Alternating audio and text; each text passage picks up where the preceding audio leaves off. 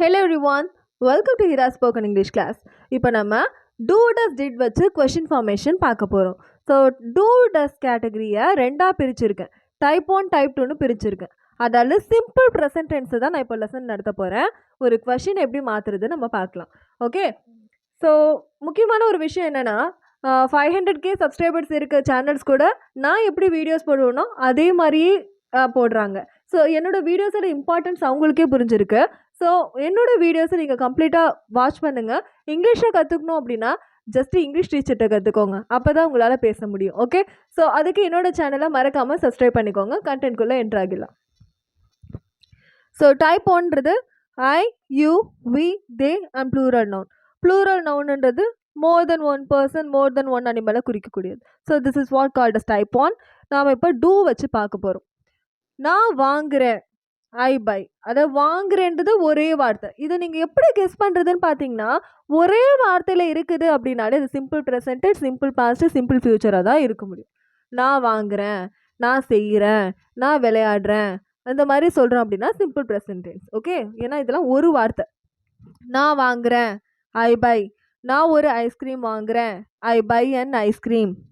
ஏன் ஐஸ்கிரீம் வரக்கூடாது? ஐஸ்கிரீமோட ஃபர்ஸ்ட் லெட்டர் வவலோட சவுண்டில் இருக்குது. நான் ஒரு ஐஸ்கிரீம் வாங்குறேன்னா do I buy an ice cream. So இந்த ப்ரொனவுன் அண்ட் ப்ளூரல் நவுன் வந்தால் டூ போடணும் சிம்பிள் ப்ரெசன்ட் டென்ஸில். ஜஸ்ட்டு இந்த சென்டென்ஸ் அப்படியே தான் எழுதியிருக்கு, முன்னாடி டூ போட்டிருக்கு, வேறு ஒன்றுமே இல்லை இதில் வேலை. நான் ஒரு ஐஸ்கிரீம் வாங்குகிறேன், ஐ பை அன் ஐஸ்கிரீம். நான் ஒரு ஐஸ்கிரீம் வாங்குறேன்னா do I buy an ice cream. நீ இங்கிலீஷ் படிக்கிற, யூ ரீட் இங்கிலீஷ். நீங்கள் இங்கிலீஷ் படிக்கிறீங்க, யூ ரீட் இங்கிலீஷ். நீங்கள் இங்கிலீஷ் படிக்கிறீங்களா? Do you read English? நீ இங்கிலீஷ் படிக்கிறியா? Do you read English? Okay, next நாம் ஒரு பாட்டு பாடுறோம்.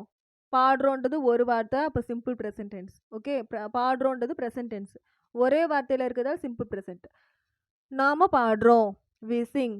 நாம் ஒரு பாட்டு பாடுறோம், வி சிங் அ சாங். நாம் ஒரு பாட்டு பாடுறோமா? Do we sing a song. நம்ம பாடுறோமா? Do we Singh.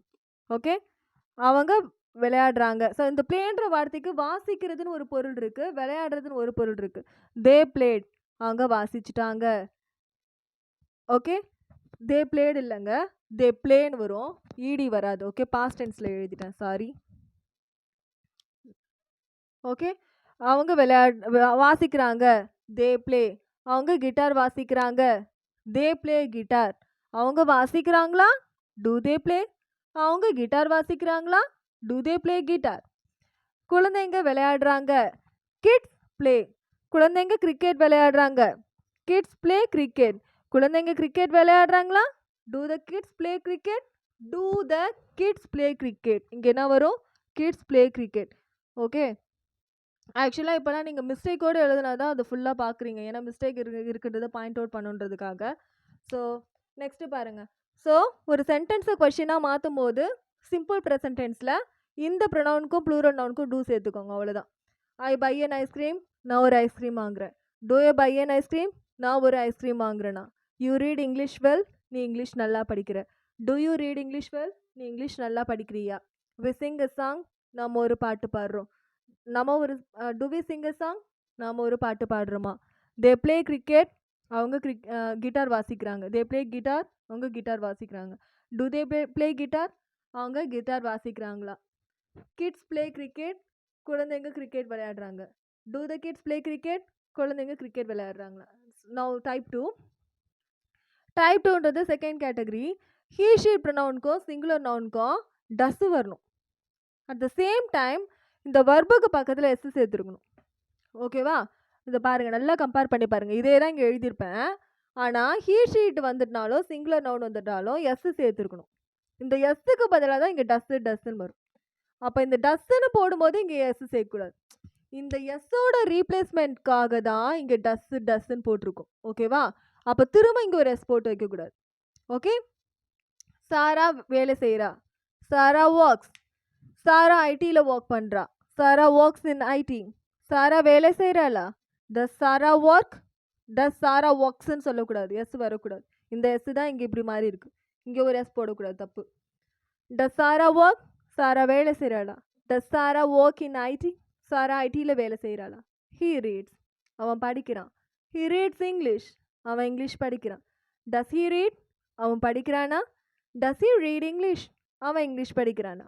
She sings. அவள் பாடுறா. She sings a song. அவள் ஒரு பாட்டு பாடுறா. Does she sing? அவள் பாடுறாளா? Does she sing a song? அவள் ஒரு பாட்டு பாடுறாளா? It plays. அது வாசிக்குது. It plays guitar. அது கிட்டார் வாசிக்குது. Does it play? அது வாசிக்குதா? Does it play guitar?